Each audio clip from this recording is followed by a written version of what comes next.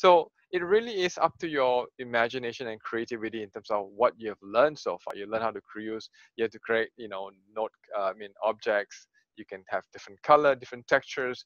You have learned how to create a slideshow using a slideshow script, and you can put it on any kind of object. In this case, I use a huge cube. You could have used, some other more interesting object and create the same. Last year, we had a really interesting, so this actually is a good segue to one of the things I want to remind you guys. All right, so there's a mini build assignment that is due 2 weeks time. Right, I want you guys to individually, demonstrate.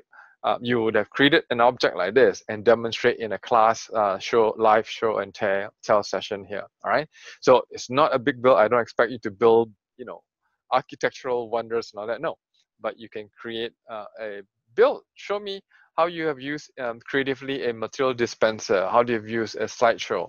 So I want you to think outside the box, or if you can't, just recreate something that you have learned in a class to demonstrate that you have learned how to do simple educational objects. All right.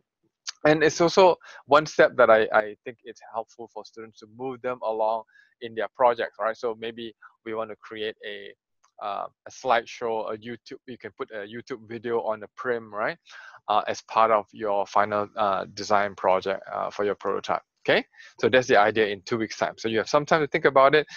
We have learned some different educational tools in so far, and you can just recreate one of those. Okay, and actually, Sarah, yours was kind of interesting. Why don't you share what you did for your mini build assignment last year? So I chose to show a URL, and I did a driver's education course.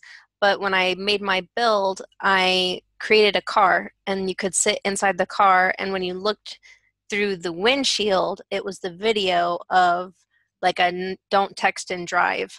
So it kind of made it seem as if you were actually doing the driving.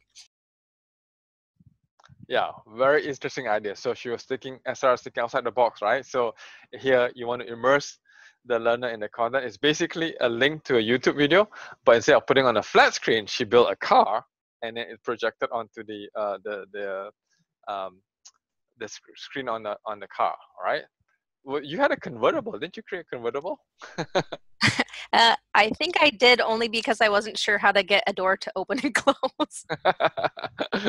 But that was really cool. All right, and of course you can always look for a car and do that instead of build it from scratch too, right? So there's a different ideas. Very nice. Very good. Right, okay. And the car was crude, so don't think that it has to be like fancy. It was not. It was like a box with a chair and a circle steering wheel and circle wheels. I mean, you could tell what it was supposed to be, but it wasn't fancy. And that's the idea, right? I mean, you're trying to create an immersive environment, but you don't have to be doing perfect builds, because that's not what's expected in this class. All right. Okay, very good.